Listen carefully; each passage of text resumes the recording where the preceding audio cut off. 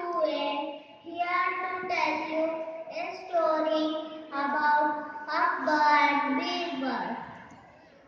Birbal is one of the 9 gems in Akbar's court. He solved many problems with his intelligence and wisdom. One day, Akbar was sitting with all his courtiers. He asked them, which is the brightest thing on earth?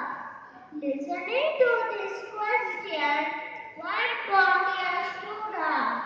He said, my lord, I believe